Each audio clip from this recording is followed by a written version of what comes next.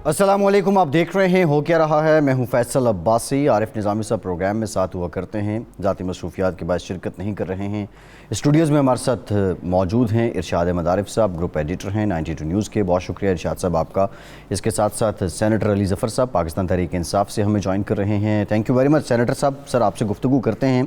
कुछ अहम डेवलपमेंट हैं। वज़ीर-ए-आज़म पाकिस्तान उज़्बेकिस्तान के दौरे पर हैं। इसके साथ साथ जो ख़ित्ते के हालात हैं वो बदल रहे हैं और जो तालिबान हैं उनको लेकर ख़ासी बिलखुसूस जो बरतानिया की जानिब से बयान सामने आया कि ख़ासी तवज्जो उन्हें दी जा रही है। पाकिस्तान अफ़गानिस्तान में अमन को लेकर 17 से लेकर 19 जुलाई को एक कॉन्फ्रेंस कर रहा है और उसमें जो मुताल्लिका लोग हैं उनको शिरकत की दावत भी दी जा रही है। इससे मुतालिक भी बात करेंगे। आज़ाद कश्मीर इलेक्शन, मरियम नवाज़ साहिबा जो हैं वो खूब तनकीद के निश्तर बरसा रही हैं हुकूमत पर, लेकिन इसके साथ साथ कुछ देर पहले ये खबर आई कि अली अमीन गंडापुर साहब का जो काफ़िला है उस पर पथराव किया गया, फिर उनके जो गार्ड्स हैं उनकी जानिब से हवाई फायरिंग भी की गई।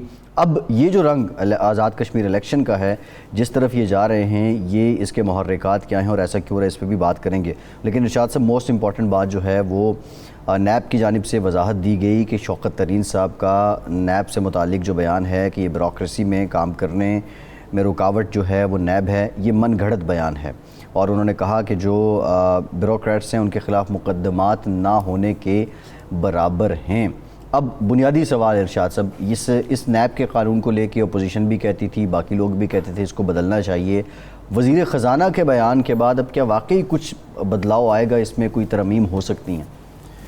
देखें, गुजारिश ये है कि कानून कोई भी बना लें अगर तो इस मुल्क में आपने साफ शफाफ तरीके से मामलात को चलाना है, कारोबार को भी और रियासत के मामलात को भी, तो फिर रुकावटें आएंगी, बहाने साजियाँ होंगी, हीला जुई होगी और आप अगर कुछ करना चाहते हैं तो फिर भी कर लेंगे और कुछ नहीं करना चाहते तो फिर भी नहीं करेंगे।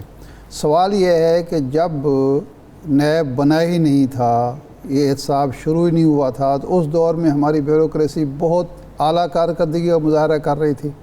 ये मुल्क की जो ये हालत है इस वक्त, ये गुज़श्ता 20 साल में तो नहीं हुई, इससे पहले भी तो बेड़ा गर्क हो रहा था और आवाम को हमेशा शिकायत थी कि ब्यूरोक्रेसी जो है, ये जो सुर्ख फीता है और इनका एक ज़ालमाना रवैया है और लूट मार है और खुशामद का एक कल्चर है, अकरबा परवरी, ये सब कुछ उससे पहले भी हो रहा था। तो ये काम ना करने के बहाने हैं। और देखें, कारोबार होना चाहिए, लेकिन वो कारोबार शफाफ कारोबार होना चाहिए, किसी कायदे ज़ाब्ते के तहत होना चाहिए, किसी उसूल के तहत होना चाहिए, कानून के तहत होना चाहिए। ना ये कि मनी लॉन्ड्रिंग आप करें, कोई आपसे ना पूछे, आप 2 नंबरी करें, आपसे कोई ना पूछे, 2 खाते रखें, आप से कोई ना पूछे, आप आम आदमी से जीएसटी वसूल करें और सरकारी ख़जाने में जमा ना कराएं, कोई पूछने वाला हो, ठेकों में रद्द-बदल हो। अच्छा, ये जो पहलू हैं, तो ये सारे पहलू हैं, इनको मद्देनज़र रख कर मैं तो नहीं समझता कि ये सिर्फ नैब की वजह से रुकावटें हैं काम ना करने के। ठीक है, अली ज़फ़र साहब, आप क्या एग्री करते हैं शौकत तरीन साहब के बयान से? और दूसरा ये कि आप क्या समझते हैं बतौर कानूनदान, बताइए कि नैब के कानून में, मौजूदा कानून में तब्दीली या तरमीम होनी चाहिए? जी देखिए, 2 पोजीशंस हैं, एक्सट्रीम पोजीशंस, और उसके बीच का एक रास्ता है। एक पोजीशन तो ये है कि अगर कोई करप्शन करता है, चाहे वो ब्यूरोक्रेट हो, चाहे वो पॉलिटिशियन हो, चाहे वो कोई और अदारे का हेड हो या अफसर हो, उसके खिलाफ कार्रवाई होनी चाहिए। और ये कार्रवाई जो है, ये सिर्फ नैब के कानून के तहत नहीं, बल्कि ये जितने हमारे कवानीन हैं 1947 से बन रहे हैं, बल्कि उससे पहले के भी एंटी करप्शन जो कवानीन हैं उनके तहत ये कार्रवाई हो सकती है। तो ये तो एक साइड है। दूसरी साइड ये है कि आप किसी को टच ही ना करें। एक ये एक्सट्रीम है कि आप बिल्कुल ही ब्यूरोक्रेट्स को और अफसरान को बाहर निकाल दें नैब के कानून से, तो वो एक दूसरी एक्सट्रीम है। दरमियाना रास्ता, जो सही रास्ता है, वो ये है कि जहां तक करप्शन का ताल्लुक है वहां जरूर कार्रवाई की जाए और कानून ऐसा होना चाहिए कि सख्त से सख्त कार्रवाई हो। लेकिन जहां गलत फैसले का ताल्लुक है, جس میں کرپشن کا تعلق نہیں ہے، صرف غلط فیصلہ ہے، تو وہ غلط فیصلہ کرمنل نہیں بن سکتا، وہ ایک جرم نہیں بن سکتا۔ مسئلہ یہ ہے نیب کے قانون میں جو اس وقت ہے میری نظر میں، وہ یہ ہے کہ آپ ایک فیصلہ کرتے ہیں، آپ بیوروکریٹ ہیں، آپ ایک فیصلہ غلط کر دیتے ہیں، اپنی سمجھ بوجھ کے مطابق کرتے ہیں لیکن غلط کرتے ہیں، بعد میں جا کے پتہ چلتا ہے کہ فیصلے سے بڑا نقصان ہو گیا، لیکن وہ فیصلہ آپ نے کرپشن کے بیس پہ نہیں کیا، وہ یا آپ کی نیگلیجنس تھی یا نااہلی تھی یا ایک رسک تھی آپ نے لی۔ جب یہ اس قسم کی پوزیشن کو، اس قسم کی سچویشن کو آپ کرمنلائز کر دیتے ہیں اور آپ اس کے خلاف ریفرنس فائل کر دیتے ہیں، تو پھر نیچرلی بیوروکریٹ جو ہے وہ یہ کہے گا کہ جی میں فیصلہ ہی کیوں کروں۔ جی ٹھیک ہے، ٹھیک ہے بیرسٹر صاحب، یہ جو بات آپ نے کی ہے کہ اگر غلط ہے وہ جرم بن جائے تو پھر بیوروکریٹ نے جو ہے وہ قلم کو چھوڑ دینا ہے اور وہ فیصلے کرنے سے اترائے گا۔ اب بنیادی بات شوکت ترین صاحب بھی یہی کر رہے ہیں۔ اب بریک کے بعد آپ سے جانیں گے کہ کیا آپ اس بات سے ایگری کرتے ہیں کہ بہت بڑی رکاوٹ ہے نیب بیوروکریسی کے کام میں۔ بریک کے بعد بات کرتے ہیں۔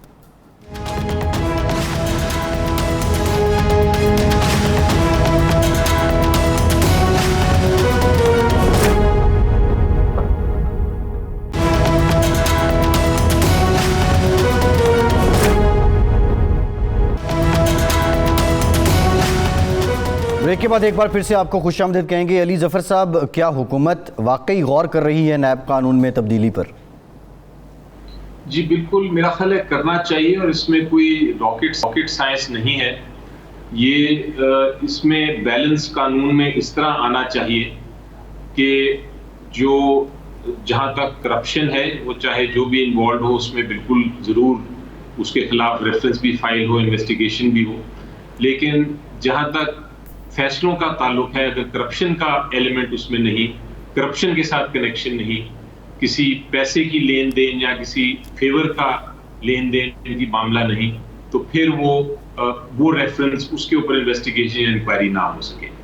یہ بیلنس کرنا پڑے گا، ایک تو قانون کی زبان کے ذریعے اور اس کے بعد اس کی امپلیمنٹیشن جو ہے اس کے ذریعے۔ تو پھر میرا خیال ہے کسی کو کسی قسم کا آبجیکشن نہیں رہنا چاہیے اس نیب کے قانون سے۔ یہ پچھلی بار آپ کو یاد ہے آرڈیننس کے ذریعے امینڈمنٹ ہوئی تھی، شاید وہ امینڈمنٹ جو تھی وہ کوئی زیادہ اس میں زبان ایسی تھی کہ وہ زیادہ ہی ریلیف دے دیتی تھی، لیکن اگر زبان ٹھیک ہو، اس کی ڈرافٹنگ بہتر ہو، تو میرا خیال ہے یہ جو ہمارا آبجیکٹ ہے، جو پرپز ہے قانون کو تبدیل کرنے کا، وہ بالکل ہو جائے گا۔ کرپشن بھی آپ پکڑ سکیں گے اور بیوروکریٹس کو جو ایک پرابلم ہے، جینوئن پرابلم ہے، وہ بھی ختم ہوگا، جو بزنس کمیونٹی کو بھی جینوئن پرابلم ہے وہ بھی ختم ہوگا۔ لیکن علی ظفر صاحب، پھر یہ رعایت تو سیاستدان بھی مانگیں گے کہ آپ ہم سے پچھلے دور کے اثاثے مانگنا شروع کر دیتے ہیں، ان کے لیے بھی ایک ترمیم آپ کو لانی پڑے گی۔ یہ دیکھیں، جہاں تک سیاستدان کا تعلق ہے وہ 3-4 چیزیں کمبائن ہوتی ہیں۔ ایک تو جب آپ جس وقت آپ سیاست میں انٹر کرتے ہیں اور اپنی کوئی عہدہ کوئی سنبھالتے ہیں، چاہے وہ کوئی منسٹری کا ہو یا کوئی اور عہدہ ہو جو کنیکٹڈ ہو آپ کی پولیٹکس سے، تو آپ کو اپنے سارے جو اثاثے ہیں وہ ڈکلیئر کرنے پڑتے ہیں۔ جب آپ وہاں سے فارغ ہوتے ہیں تو پھر آپ کو یہ کمپیئر کیا جا سکتا ہے کہ آپ کے جو اثاثے تھے جب آپ انٹر کیے اور جب آپ ایگزٹ کر رہے ہیں اپنے پوسٹ سے، جب آپ کی پوسٹ ختم ہو رہی ہے، تو اس میں کیا ڈفرنس ہے، اور اگر وہ ڈفرنس ایسا ہے جو آپ ایکسپلین کر سکتے ہیں، جس کی آپ وضاحت کر سکتے ہیں کہ ہاں یہ میں نے یہاں سے کمایا، تو پھر تو کوئی ایشو نہیں کسی کو ہونا چاہیے۔ لیکن اگر آپ نہیں کر سکتے تو پھر ہمارا قانون یہ پرزیوم کرتا ہے کہ آپ نے کوئی نہ کوئی غلط طریقے سے یہ پیسے کمائے ہیں، آپ کو ایکسپلین کرنا پڑتا ہے، یہ برڈن آپ کے اوپر ہوتا ہے، برڈن آف پروف جس کو آپ کہتے ہیں۔ تو یہ سیاستدانوں کا اس سے نکلنا میرا خیال ہے ممکن نہیں ہوگا۔ ان کو تو یہ چونکہ وہ سیاست میں آ گئے ہیں تو ان کو یہ ایک جو کرمنل پاسبلٹی ہے، اگر وہ کریں گے، اگر کرپشن کریں گے تو یہ پاسبلٹی ٹھیک ہے بیرسٹر صاحب، ٹھیک ہے، ذرا ارشاد صاحب سے جانیں۔ ارشاد صاحب، بڑی بیلنس اور قانونی بات کر رہے ہیں علی ظفر صاحب، لیکن سیاسی اعتبار سے اگر نیب قانون میں تبدیلی ہوتی ہے تو یہ NRO نہیں ہو جائے گا؟ نہیں، NRO تو بالکل نہیں ہوگا، لیکن اصل میں سوال یہ ہے کہ اس وقت تک جو بیوروکریٹ پنجاب کی حد تک ہم جانتے ہیں جو زد میں آئے ہیں، ایک بیوروکریٹ اگر ایک غریب کا بیٹا ہے وہ CSS کر کے بیوروکریٹ بن گیا ہے اور 10 سال کی ملازمت میں 5 ارب کا اس کا یا 20 سال کی ملازمت میں 5 ارب کا اس کا پلازہ بھی بن گیا ہے، بیرون ملک اس کے اکاؤنٹس بھی نکل آئے ہیں، مربے بھی نکل آئے ہیں اور بھی نقدی بھی نکل آئی ہے، تو وہ یہ تو نہیں کہہ سکتا کہ جی میں نے جو فیصلے کیے تھے وہ تو ایمانداری سے کیے تھے لیکن یہ اچانک میرے اکاؤنٹ میں اضافہ بھی ہو گیا، یا اسی طرح کی اور چیزیں ہیں۔ تو میرا خیال ہے بالکل حکومت کو یہ کرنی چاہیے، کریں، یہ بھی عذر باقی نہ رہے، لیکن میں نہیں سمجھتا کہ اس کی وجہ سے بیوروکریسی صحیح کام کرنا شروع کر دی، کیونکہ جو عادتیں پچھلے 25-30 سال میں ان کو پڑی ہیں وہ یہ ہیں کہ سیاستدان جب اقتدار میں آئیں ان کی ناتجربہ کاری سے فائدہ اٹھاؤ، ان کو بددیانتی کے، کرپشن کے، لوٹ مار کے طریقے سجھاؤ، خود بھی فائدہ اٹھاؤ اور ان کو بھی فائدہ پہنچاؤ، اور اچھی جو پوسٹ لے کے اس کو بھرپور طریقے سے کمائی کرو۔ لیکن ٹھیک ہے، اچھی بات ہے اگر اس طریقے سے ان کی کارکردگی بہتر ہوتی ہے اور وہ قلم چھوڑ جو رویہ ہے وہ ترک کرتے ہیں تو اس میں حرج کوئی نہیں ہے، کر کے دیکھ لینا چاہیے، لیکن بظاہر یہی نظر آتا ہے کہ یہ عذر لنگ ہے۔ اس کی وجہ سے یہ نہیں ہو رہا کہ اچھا جن لوگوں کو واقعتاً یہ مسائل درپیش ہیں ان میں سے کتنے لوگ ہیں جو فیصلوں کی بنیاد پر پکڑے گئے ہیں؟ پکڑے تو وہ گئے ہیں ایسٹس کی بنیاد پر اور حکمرانوں کے ساتھ ان فیصلوں میں شراکت کی بنیاد پر، جن کے نتیجے میں ملک کو نقصان ہوا اور ان سیاستدانوں کے جو تھے ایسٹس میں اضافہ ہوا، ان کے بینک بیلنس میں اضافہ ہوا ہے، بیرون ملک جائیدادوں میں اضافہ ہوا اور ان بیوروکریٹس کی جائیدادیں بھی بڑھی اور پیسے بھی بڑھے۔ یہ بڑا امپورٹنٹ پوائنٹ ہے، وہ پکڑے تو گئے ہیں شراکت یا مراسم کی بنیاد پر اور ایسٹس کی بنیاد پر، لیکن علی ظفر صاحب جو سوال ہے، خواہ وہ سیاستدان ہوں یا بیوروکریٹس ہوں، جو تناسب ہے ملزم کو مجرم ثابت کرنے کا موجودہ جو احتساب کا نظام ہے اس میں، وہ بہت کم ہے، تقریباً نہ ہونے کے برابر ہے۔ اس کے لیے کیا آپ ایک جوڈیشل ریفارمز کے پہ بھی حکومت غور کر رہی تھی؟ کیا جو الزام دیا جاتا ہے کمپرومائز نظام انصاف کو وہ ریزن ہے، نیب کا قانون ریزن ہے، یا پھر کوئی اور وجہ ہے کہ الزام تو بہت لگتے ہیں لیکن جرم ثابت نہیں ہو پاتا؟ یہ آپ نے ایک بڑا سینسٹیو معاملے پہ بات کی ہے۔ یہ ایک بڑا کرائسس ہے، اس پہ بڑی سوچ بچار ہو رہی ہے کہ کیا وجہ ہے کہ بہت سارے کیسز تو فائل ہوئے لیکن ان کا ابھی تک نتیجہ نہیں نکلا۔ سپریم کورٹ نے بھی اس کے اوپر کافی ساری ججمنٹس میں فیصلے بھی سنائے ہیں اور ایک طرح سے ڈائریکشن بھی دیا ہے کہ آپ احتساب کی عدالتیں ہیں جو ان کو تعداد زیادہ کریں، اور اس کے اوپر کارروائی بھی ہو رہی ہے، اور میرے خیال ہے 30 یا 35 نئی اکاؤنٹیبلٹی کورٹس بن رہے ہیں۔ مگر میری نظر میں یہ صرف تعداد بڑھا دینا عدالت کا وہ خالی ایک سلوشن نہیں یا حل نہیں۔ ضروری یہ ہے کہ جو آپ ریفرنس فائل کریں، جس ریفرنس کی بنا پہ آپ نے کسی کو پکڑا ہے یا کسی کے خلاف کارروائی شروع کی ہے، اس میں اتنی طاقت ہو، اس میں اتنی شہادت ہو، اس میں اتنا ایویڈنس ہو کہ وہ عدالتیں جو ہیں وہ فائنلی کنوکٹ بھی کر سکیں، وہ فیصلے کر سکیں اور سزا دے سکیں۔ کیونکہ عدالت جو ہے وہ خود تو اپنی ایویڈنس یا شہادت نہیں لا سکتی، یہ انویسٹیگیٹنگ ٹیم کا ایک ہوتا ہے جو رسپانسبلٹی اور ذمہ داری کہ وہ وہاں لے کے جائیں۔ اس کے بعد پروسیکیوشن ٹیم کا یہ ایک ہوتا ہے کہ وہ جا کے پیش کریں یہ ساری شہادت کو عدالت میں۔ تو میرا خیال ہے کہ ضروری یہ بھی ہے کہ جو نیب کی اپنی کیپیسٹی ہے وہ بھی ساتھ بلڈ کی جائے، اس کو بھی بہتر کیا جائے، تاکہ کیونکہ یہ جو کارپوریٹ کرائم ہے جس میں آپ نے اثاثے پکڑنے ہیں لوگوں کے، جس میں آپ نے سارے ٹیکنیکل فائنینشیل ڈیٹیلز دیکھنی ہے، منی لانڈرنگ دیکھنی ہے، یہ بہت ٹیکنیکل فیلڈ ہے اور یہ اس کے لیے آپ کو کیپیسٹی اپنی بڑھانی ضروری ہے، ورنہ ہوتا یہ ہے کہ آپ کے پاس کچھ ایویڈنس آ جاتا ہے لیکن اتنا ایویڈنس نہیں ہوتا کہ وہ فائنلی کنوکشن میں تبدیل ہو جائے, وہ سزا میں تبدیل. جی ٹھیک ہے. ایک ایشو ہے جو ہم فیس کر رہے ہیں اور اس کا مقابلہ کرنا ہے, کیونکہ جب تک لوگوں کو سزائیں نہیں ہوتی تب تک یہ کریڈیبلٹی جو ہے کرپشن کے خلاف جو جنگ ہے اس کی کریڈیبلٹی لوگوں کی دماغ میں قائم نہیں ہوگی. علی ظفر صاحب, آپ کے ذمہ ایک کام لگا تھا جہانگیر ترین صاحب کے حوالے سے فیکٹ فائنڈنگ کا, وہ کام مکمل ہوا ادھورا رہ گیا؟ ابھی تک لوگوں کو پتہ نہیں چلا کہ آپ نے اپنی فائنڈنگز پرائم منسٹر کو پیش کر دیں یا نہیں کی, کیونکہ اس طرف سے یہ دعویٰ ہوا کہ جی آپ نے کلین چٹ دے دی ہے, تو حقیقت کیا ہے؟ نہیں جی, وہ رپورٹ ابھی تک میں نے نہیں دی, لیکن تھوڑا سا آپ کی وضاحت کرتا چلوں کہ یہ کوئی فیکٹ فائنڈنگ نہیں تھی. یہ کنفیوژن شاید ہو گئی تھی کسی زمانے میں جب ڈسکشن ہو رہی تھی اس کے بارے میں. وہ فیکٹ فائنڈنگ نہیں تھی, وہ بیسکلی ایک طرح سے دونوں سائڈ کا موقف سن کے تو دونوں سائڈ کا موقف ایکسپلین کرنا تھا. اور اس کا جس طرح میں نے کہا کہ وہ کوئی کمیشن نہیں تھی, وہ کوئی پروب نہیں تھا, وہ کوئی جوڈیشل انکوائری نہیں تھی, وہ ایک پرائیویٹ انکوائری تھی انٹر پارٹی بیسڈ, اور صرف پرائم منسٹر صاحب کے لیے کوئی پبلک بھی نہیں ہونی تھی. جہاں تک اس کے میرٹس کا تعلق ہے, دونوں سائڈس کی میرٹس کیا ہیں وہ کانفیڈینشیل ہے, وہ میں ڈسکلوز نہیں کر سکتا. بہت سارے لوگوں نے میرے سے پوچھا ہے ڈفرینٹ پروگرامز پہ, لیکن میں یہی جواب دیتا ہوں اس کا کہ اس کے اوپر میں کوئی کامنٹ نہیں کر سکتا. تاخیر کی وجہ یہ تھی کہ بجٹ پاس ہو گیا, تو اب میرے خیال ہے کوئی ضرورت جلدی بھی نہیں کسی فریق کو کہ آپ پیش کریں نہ کریں, آپ کی مرضی ہے, ثوابدید ہے.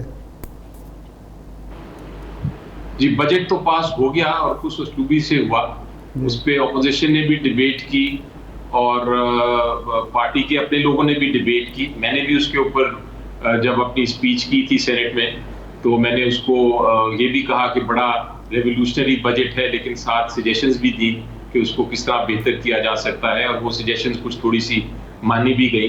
تو یہ بجٹ تو اس طرح پاس ہوا اور اچھا میرا خیال ہے ہر ایک نے اپریشیٹ بھی کیا.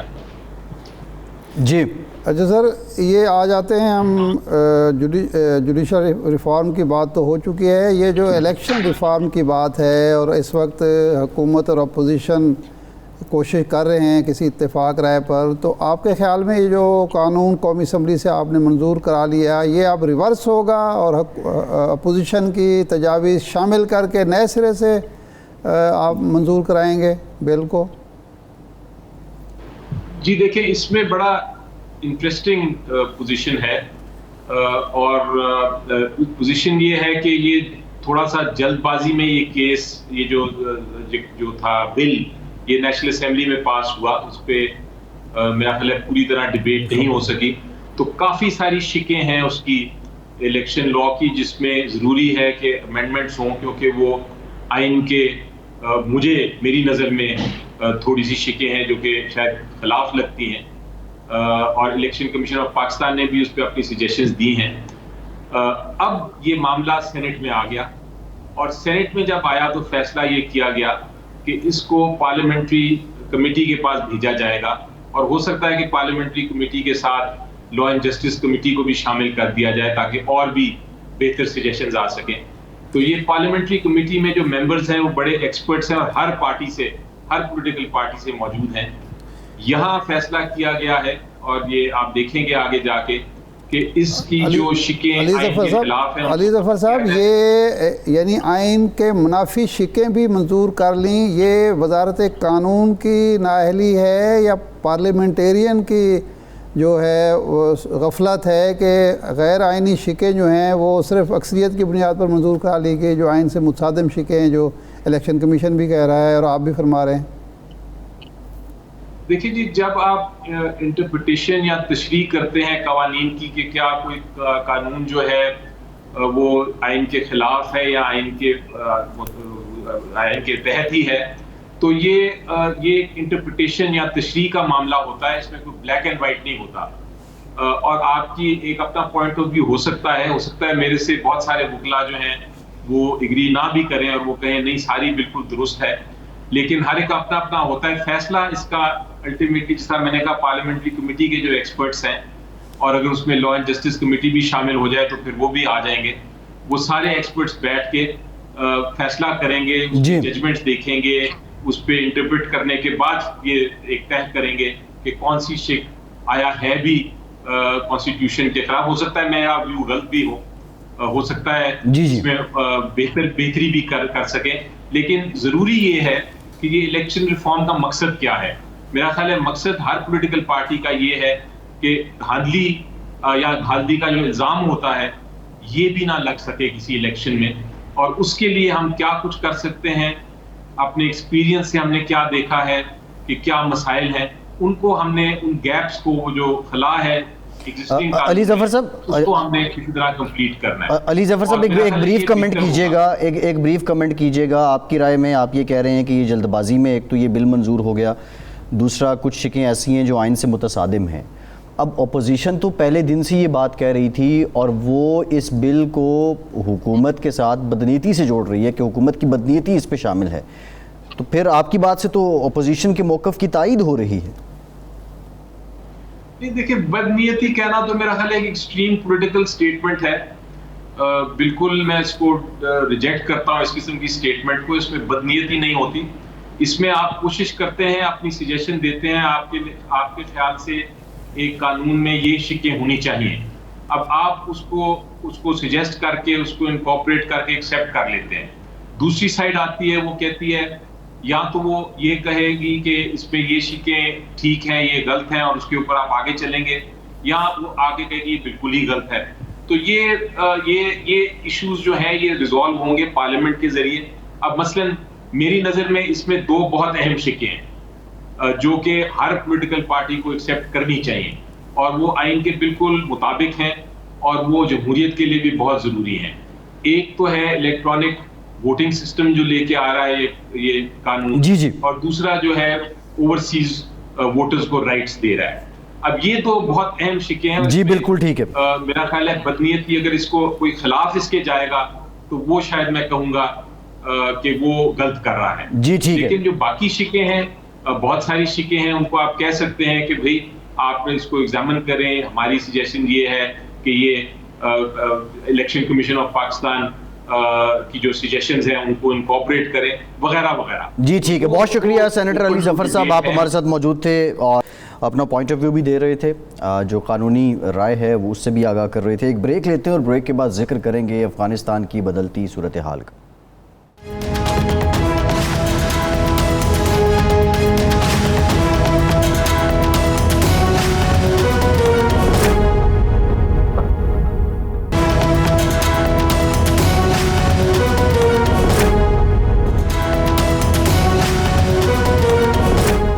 بریک کے بعد ایک بار پھر سے آپ کو ویلکم کریں گے. ہمیں جوائن کیا ہے ایاز وزیر صاحب نے, ماہر ہیں افغان امور کے. بہت شکریہ ایاز صاحب آپ کے وقت کا. آپ سے گفتگو کرتے ہیں. ارشاد عارف صاحب, 17 سے 19 جولائی کو پاکستان افغانستان میں امن کو لے کر ایک کانفرنس ہوسٹ کر رہا ہے. حامد کرزئی صاحب کو بھی فون کیا گیا. دیگر جو اس وقت وہاں پہ اقتدار میں لوگ ہیں یا سیاست سے وابستہ جو لوگ ہیں ان کو بھی دعوت دی جا رہی ہے. کتنی پراثر ہوگی یہ کانفرنس, اور کیا اس میں سارے جو سٹیک ہولڈرز ہیں آپ کو لگ رہا ہے کہ ان کو بلایا جا رہا ہے؟ دیکھیں, مجھے تو اس وقت اس کانفرنس کی کوئی سمجھ نہیں آ رہی, اس لیے کہ پہلا سوال جو ہے وہ یہ ہے کہ آپ نے خبر یہ بریک کی کہ prime minister of Pakistan Imran Khan نے حامد کرزئی سے فون پہ بات کی اور پھر کہا کہ جی کانفرنس ہو رہی ہے.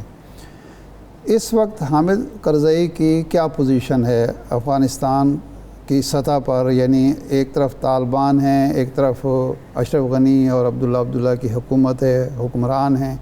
اس میں آپ انکشاف یہ کر رہے ہیں کہ حامد کرزئی سے بات ہو گئی ہے. میں سمجھتا ہوں یہ بے حکمتی ہے, میں اس کو دانشمندانہ بات نہیں سمجھتا. آپ بات سب سے کر لیتے اور کانفرنس کا اعلان کرتے یا انکشاف کرتے تو بتاتے کہ جی اس طالبان لیڈر سے بات ہوئی ہے, اس حکومت کے لیڈر سے بات ہوئی ہے, اس سابق صدر سے بات ہوئی اور اس وار لارڈ سے بات ہوئی ہے. پہلا تو میرا اس پہ اعتراض یہ ہے کہ یہ حکمت کے تقاضوں کے دوسرا یہ ہے کہ اگر اس کانفرنس میں کچھ لوگ نہ آئے یا آنے کے بعد ایک کانفرنس خدا نخواستہ ناکام ہو گئی تو آپ اپنے سر پہ ملبہ کیوں لینا چاہتے ہیں کہ افغانستان میں جو امن کی کوششیں ہیں وہ ہماری وجہ سے کامیاب نہیں ہو پا رہی ہیں یا ہم اس کے ذمہ دار ہیں، ہم کسی کی سائیڈ لے رہے ہیں، کسی کے خلاف ہم کھڑے ہوئے ہیں.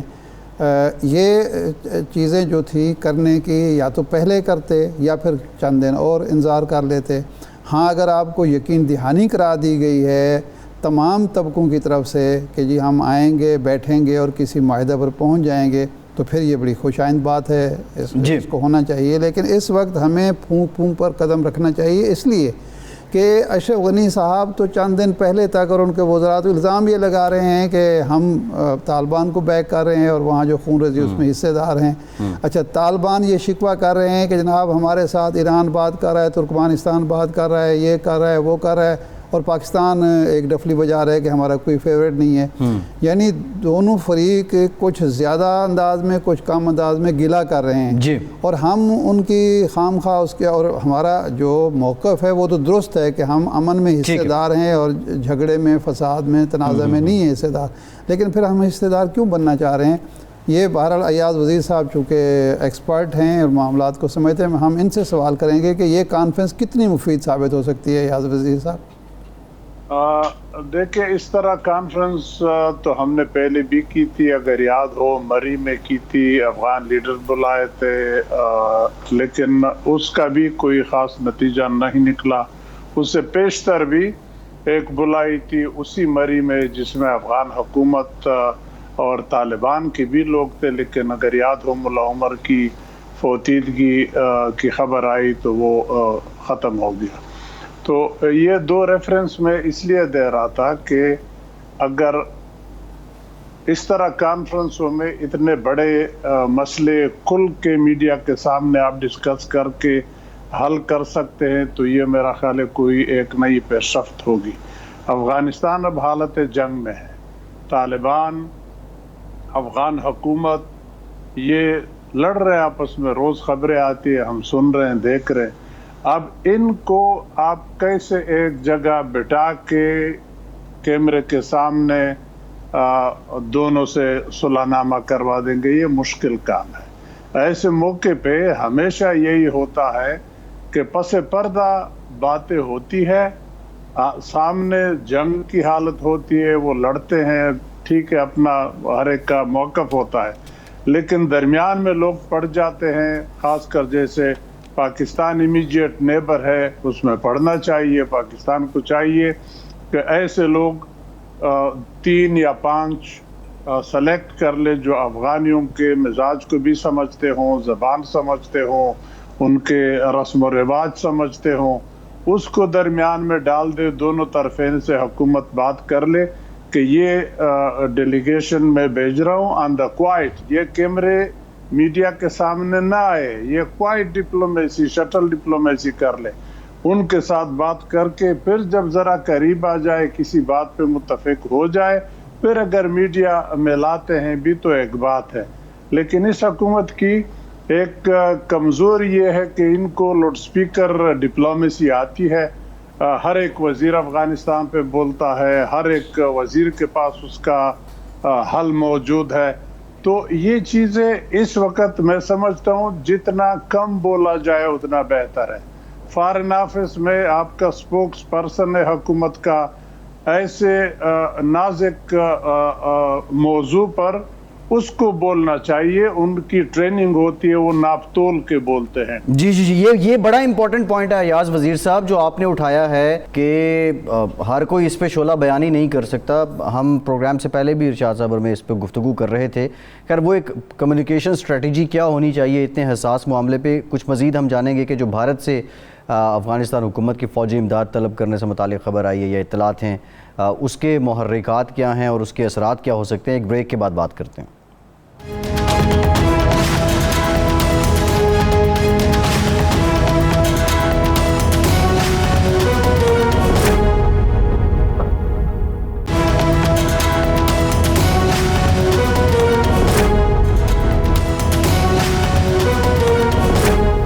بریک کے بعد ایک بار پھر سے آپ کو خوش آمدید کہیں گے. ایاز وزیر صاحب بھی ہمارے ساتھ موجود ہیں. ارشاد صاحب جو دہلی میں سفیر ہیں افغانستان کے، انہوں نے اندیا دیا ہے کہ بھارت سے وہ فوجی امداد طلب کر سکتے ہیں اور بالخصوص فضائی اور جو پائلٹس ہیں ان کی ٹریننگ کے لیے. یہ بہت دیر نہیں کر دی افغان حکومت نے اپنی آرمی کی کیپیسٹی بلڈنگ کے لیے؟ اور دوسرا اس کی سگنیفیکنس کیا ہوگی؟ طالبان تو اس پہ آلریڈی رد عمل دے چکے ہیں. دیکھیں حیران کن بات ہے کہ 3 لاکھ افراد پر مشتمل ایک آرمی کو یو کے نے، امریکہ نے اور دوسرے جو یورپین کنٹریز نے ایک بہترین قسم کی ٹریننگ دی، ان کو اسلحہ دیا، ان کو پیسہ دیا، اتنے سال لگائے. اگر وہ یہ 60-70 ہزار ان ٹرینڈ گوریلا طالبان کا مقابلہ کرنے کے قابل نہیں ہیں تو انڈیا وہاں کیا کر لے گا؟ پہلی بات تو یہ ہے کہ جب امریکہ وہاں سے پسپا ہو گیا، امریکہ چلا گیا ہار مان کے، تو انڈیا اگر جائے گا اس کو نہیں پتہ کہ افغان جو ہیں وہ کسی غیر ملکی کی مداخلت کو پسند نہیں کرتے اور وہ جا کے ہوگا. اصل میں انڈیا کا پرابلم یہ ہے کہ وہ وہاں خانہ جنگی کو برقرار رکھ سکتا ہے کیونکہ اس کی جو انویسٹمنٹ ہے، مثلا پارلیمنٹ ہاؤس جو ہے کابل کا وہ بھی انڈیا نے بنا کے دیا ہے، وہاں کئی پروجیکٹ چل رہے ہیں، تو اب وہ ان کی انویسٹمنٹ ڈوبتی چلی جا رہی ہے. تو وہ چاہتا نہیں ہے کہ وہاں ایسا امن آئے جس کے نتیجے میں اس کی انویسٹمنٹ جو ہے وہ ڈوب جائے اور وہ مسئلے کا فریق نہ رہے. انڈیا کی یہ خواہش تو ہو سکتی ہے، لیکن عملاً انڈیا اشرف غنی حکومت کی کیا مدد کر سکتا ہے، میں تو اس کے بارے میں لا علم ہوں، ایاز وزیر صاحب کچھ بتا سکتے ہیں. اور دوسرا اس کا جو پہلو ہے وہ یہ ہے کہ اشرف غنی صاحب یا ان کے جو سفیر محترم ہیں وہ اپنے ہمسایہ ممالک سے یہ مدد کیوں نہیں طلب کرتے، پاکستان سے، ایران سے، ترکمانستان سے، دوسرے ہمسایوں سے، کہ جی آپ طالبان کو اور ہمیں ایک میز پر بٹھائیں، ہمارے مذاکرات کامیاب کرائیں، کوئی شراکت اقتدار کا یا اگلے الیکشن کا فارمولہ طے ہو اور ملک میں امن ہے. وہ جنگ کی ہی سوچ کیوں رکھتے ہیں؟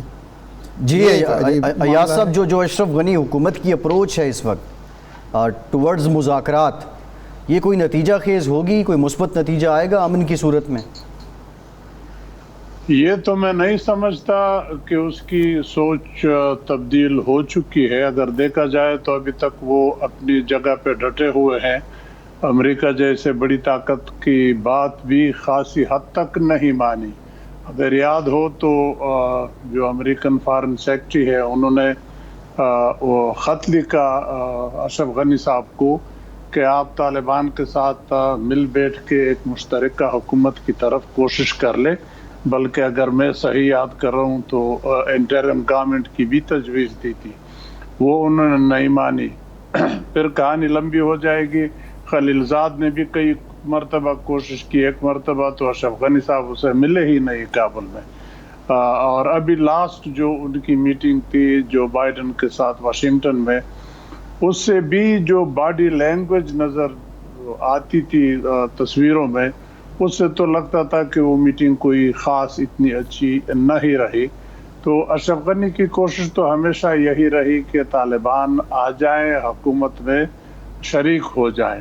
اور طالبان کہتے ہیں کہ ہم تو اشرف غنی کی حکومت کو مانتے ہی نہیں، اس کی حیثیت ہی نہیں ہے، نہ ہم حکومت مانتے ہیں نہ ہم وہ آئین مانتے ہیں، ہم نئے سرے سے حکومت بنائیں گے. تو اشرف غنی پہ اب میرا خیال ہے تھوڑی سی اس کو عقل آئی ہوگی جب طالبان نارتھ کی طرف سے آ گئے. طالبان سے ہر ایک یہی توقع کر رہا تھا کہ وہ ساؤتھ سے آگے چلیں گے، جیسے پچھلی مرتبہ کندہار سے کابل پھر نارتھ کو چلے گئے تھے. اس مرتبہ نارتھ میں سارے ملکوں کے ساتھ جو بارڈر ہیں، آپ چین سے لے کے تاجکستان، ازبکستان، ترکمانستان، ایران، اب تو پاکستان کے ساتھ بھی پہنچ گئے. جی ٹھیک ہے. یہ بارڈر ایاز صاحب یہ بہت زیادہ، یہ جو آپ پوائنٹ ریز کر رہے ہیں یہ بہت زیادہ ڈسکس ہو رہا ہے. بہت شکریہ آپ کے ٹائم کا. ایاز وزیر صاحب معنومور ہمارے ساتھ موجود تھے. یہ تو کچھ خطے کے حالات ہیں لیکن کچھ ذرا پاکستان کے عوام کا ذکر کر رہے ہیں. آج پیٹرولیم مصنوعات کی قیمتوں میں اضافہ ہو گیا ہے. پیٹرول جو ہے وہ 5 روپے 40 پیسے فی لیٹر اس میں اضافہ کیا گیا ہے، اور 2 روپے تقریباً ڈیزل جو فی لیٹر ہے اس کی قیمت میں بھی اضافہ کیا گیا ہے. ارشاد عارف صاحب، ایک بڑی انٹرسٹنگ بات بھی ہے اور بڑی حیران کن بھی ہے اور ایک بڑی ڈرامائی بھی ہے کہ سمری اوگرا کی جانب سے بھیجی جاتی ہے 15 روپے کی مثال کے طور پہ، اور پھر وہ 7 روپے لیٹر بڑھا دیا جاتا ہے. اور پھر اس کے بعد ایک وزیر صاحب کا ٹویٹ آتا ہے کہ اب عوام کے وسیع تر مفاد میں پرائم منسٹر صاحب نے یہ فیصلہ کیا ہے. لیکن سوال یہ نہیں ہے، سوال یہ ہے کہ یہ جس تناسب سے پیٹرولیم مصنوعات کی قیمتیں بڑھ رہی ہیں اس کا جو رزلٹ ہے، جو مہنگائی کم کرنے اور ابھی سے 2-3 ہفتے پہلے بجٹ میں عوام کو ریلیف دینے کی بات کی گئی تھی، کیا وہ خواب شرمندہ تعبیر ہوگا؟ اس کو 2-3 پہلو ہیں. پہلے تو میرا خیال ہے یہ عید کا تحفہ ہے جو موجودہ حکومت نے عوام کو دیا ہے. عید سے پہلے 4-5 دن پہلے ایک تحفہ دینا تھا تو ہر حکومت دیتی ہے تو انہوں نے دے دیا ہے. دیکھیں اصل میں تیل کے حوالے سے ہمارے ہاں ایک مجرمانہ غفلت برتی گئی. ہم جب تک اپنے جو ذخائر ہیں، اپنے جو وسائل ہیں اس کو ایکسپلور نہیں کریں گے، ہم پیسہ جتنا لگاتے ہیں امپورٹ پر، وہ اگر ہم تیل اور دیگر معدنیات کی تلاش پر لگائیں اور اتنا تو ہم پیداوار ہماری ہونی چاہیے کہ ہم اپنی ضرورتیں پوری کر سکیں، یہ سلسلہ تو جاری رہے گا. جب بھی عالمی منڈی میں قیمتیں بڑھیں گی آپ کو بڑھانی پڑے گی. اور اس کا امپیکٹ صرف یہ نہیں ہے کہ ٹرانسپورٹ پر ہوتا ہے، آپ کی بجلی بھی کافی تعداد میں وہاں سے پیدا ہوتی ہے. اس کے نتیجے میں آپ کی انڈسٹری کی پروڈکشن مہنگی ہوتی ہے، آپ کی ایگریکلچر پر وہ کرتا ہے. تو اس لیے اس کا حل تو یہی ہے کہ آپ قیمتیں دیکھیں. اگر عالمی منڈی میں قیمت بڑھ گئی ہے تو حکومت نہیں بڑھائے گی، اگر تو وہ پہلے سے بوجھ ہے سبسیڈائز کرے گی، سمجھ آتی ہے. تو پھر ظاہر بات ہے قومی خزانے پر پڑے گا، ہماری جیبوں سے وہ بھی جائے گا نا انڈائریکٹ جو ہے. تو اس لیے عمران خان جب آئے تھے تو انہوں نے کہا تھا کہ ہم تیل گیس کے ذخائر کی تلاش کے لیے وسائل، اب کا پرچار بھی بہت پرچار ہوا لیکن اس کے بعد خاموشی چھا گئی ہے. یا تو حکومت تھک گئی ہے یا کوئی انہیں محسوس ہوا کہ یہ ایک کام جو ہے بے نتیجہ کام ہے، تو اس پر ہمیں توجہ دینی پڑے گی. اور پھر یہ ہے کہ موقع کی مناسبت، جب بھی آپ فیصلہ کرتے ہیں تو موقع کی مناسبت ضرور دیکھ لیا کریں. پہلے ہوتا رہا ہے 2-3 دفعہ خان صاحب نے یہ کیا کہ بجٹ سینٹ کے الیکشن ہو رہے تھے تو قیمتیں نہیں بڑھائی گئی تھیں. کشمیر الیکشن پہ کیا اثر ہوگا یہ بتائیں. لیکن کشمیر الیکشن بھی سر پر ہے اور عید بھی سر پر ہے. اس وقت اگر آپ نہ بڑھاتے، آگے لے جاتے تو میرا خیال مناسب ہوتا. بہرحال فی الحال تو ایک جھٹکا عوام کو برداشت کرنا پڑے گا، انہوں نے ڈال دیا ہے. حل جو ہے وہ وہی ہے جو میں عرض کر رہا ہوں، اس کے بغیر کوئی چارہ کار نہیں ہے. جی ٹھیک ہے ارشاد صاحب، پروگرام کا وقت ختم ہو گیا ہے. بہت آپ کا آج کے پروگرام سے اتنا ہی.